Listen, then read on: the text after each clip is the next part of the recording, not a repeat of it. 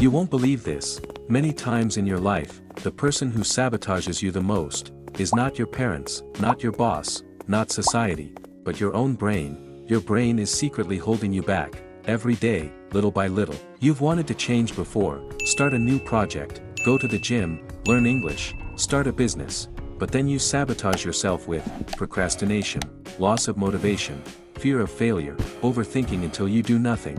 That's not your personality, that's your brain's default programming. The Science Explained Deep Dive. Our brain was designed hundreds of thousands of years ago, when humans had to be constantly alert for predators, harsh weather, hostile tribes, so the brain was programmed for one job: keep you safe. But here's the problem: modern life has no predators anymore. Instead, the danger for your brain today is a difficult project, a big goal, something you've never tried, risk of change, uncertainty. Your brain can't tell the difference between real danger and imagined danger. It reacts the same way. Your brain hates uncertainty more than pain. Pain happens immediately, but uncertainty could lead to anything. So whenever you try to do something important, your brain automatically activates uncertain danger stop. 3 ways your brain sabotages you. 1. Micro fear, tiny fears whispering, what if I fail? What if they laugh at me? 2. Micro delays, small procrastinations, I'll do it tomorrow. I'll do it in a bit. 5 minutes, 30 minutes, whole day gone. 3. Micro distractions, tiny distractions that kill momentum, phone buzzes, YouTube recommends a new video, snack break, your brain pulls you away with 100 tiny reasons. Emotional story example: imagine you want to write a book, you open your laptop, place your hands on the keyboard, and suddenly your brain whispers, what if I'm not good enough? This idea is old. What if people criticize me? Let's get a coffee first. Just a few thoughts like that, and your brain has pulled you back to the safe zone. The book never gets written. Shocking truth: your brain loves stagnation. Your brain doesn't care about your goals, it only cares about what's familiar. Familiar equals safe, new equals dangerous. You want to change your life, but your brain wants you to stay exactly the same. That's why many people know what they should do but don't do it, know their bad habits but can't quit, know what's good for their future but still procrastinate. What should you do? Real solutions. Solution 1, lower the danger threshold, don't start the project. Just sit down for 2 minutes. Your brain doesn't react to tasks that are tiny. Solution 2, make hard things familiar, do it every day. Your brain marks it as safe zone. Solution 3, separate yourself from your brain's thoughts. When the brain says don't do it, reply, thanks, but I'm fine. This is cognitive diffusion, ACT therapy. Solution 4, give your brain small rewards. The brain loves dopamine, reward it after tiny wins so it begins to cooperate.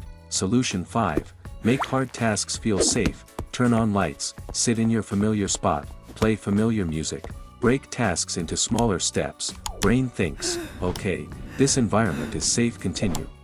The 3-step action map. Step 1, start with 20 seconds, don't think about 1 hour, just 20 seconds. Your brain doesn't have time to resist. Step 2, continue for 2 minutes. Once you begin, the brain switches to safe mode. Resistance fades. Step 3, stop while you still want more, end while you still feel motivated. The brain feels rewarded. Tomorrow you'll want to return.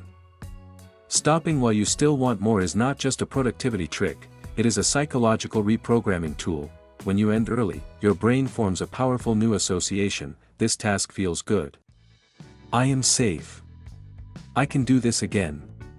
And this matters more than people realize. Most of us were taught to push until we are drained, to work until the mind is exhausted, to grind until we collapse. But the human brain doesn't learn well from exhaustion, it learns from reward, it learns from safety.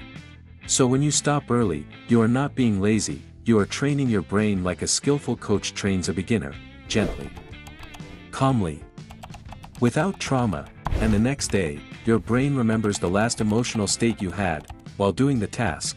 If you ended with pain, frustration, or burnout, your brain will resist future attempts with full force. But if you ended with energy, confidence, and a sense of victory, your brain will welcome the task. This is why great creators, writers, athletes, and thinkers rarely push themselves to the point of collapse. They protect the emotional memory of the task, because the emotional memory determines whether you continue. Think of it like training a small animal. If it fears the activity, it avoids it. If it feels rewarded, it returns. Your brain works exactly the same way. Stopping while you still want more keeps the door of motivation open. It tells the brain, this work gives me dopamine, not danger. And slowly, the brain moves the task from the category of threat into the category of habit. This is how long-term success is built, not from giant leaps, but from shifting the brain's emotional association. Another hidden benefit of stopping early is the creation of psychological tension, a gentle cliffhanger. Just like when you watch a great TV show, and the episode ends at the most exciting moment, your brain wants closure. It wants to return to finish the story. You think about it during the day, you feel pulled toward it, not pushed. Writers call this controlled incompletion. Neuroscientists call it the Zeigarnik effect. The mind naturally gravitates toward unfinished tasks that ended while still feeling positive. Oh, instead of relying on discipline, you leverage your brain's natural curiosity. And here's where it becomes life-changing. When you repeat this pattern, start small, end early, feel rewarded, your brain gradually develops a new identity. You stop seeing yourself as someone who procrastinates. You stop believing you lack discipline. You stop thinking you're lazy. Instead, you become someone who returns to your work, again and again, because it feels safe, familiar, and satisfying. This is how habits stick for life, not through force, but through gentle repetition. Let's break down how this plays out in real life. If you're writing a book, stop your writing session at the moment you know what comes next. End with clarity, not confusion. Your brain will crave the next session, because it knows exactly where to continue. If you're studying English, don't study until your brain feels overloaded, and while your mind is still curious, and when the lesson still feels good, you'll naturally return the next day, because you never pushed past the pleasant zone. If you're building a business, don't force yourself to work until you hate the process. Stop early and protect your entrepreneurial motivation. Burnout kills dreams faster than failure ever could. If you're working out, don't train until your body collapses, and when you still feel strong, your brain will interpret exercise as a source of pride, not punishment.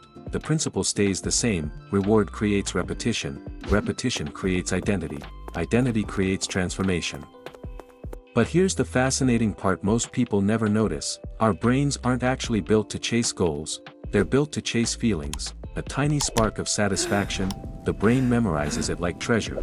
A moment of curiosity, it bookmarks the experience for later. A small win, it treats it like a personal discovery. This is why identity doesn't change in a thunderstorm of motivation, it changes in quiet, almost invisible moments. Moments so small you'd normally walk right past them. You think you're building a habit, but in reality, you're building a story your brain whispers to itself. I do this. I can do this. This feels good. This feels like me. That's how identity forms, not from one big decision, but from thousands of micro moments where you chose curiosity over pressure, play over perfection, and presence over overwhelm.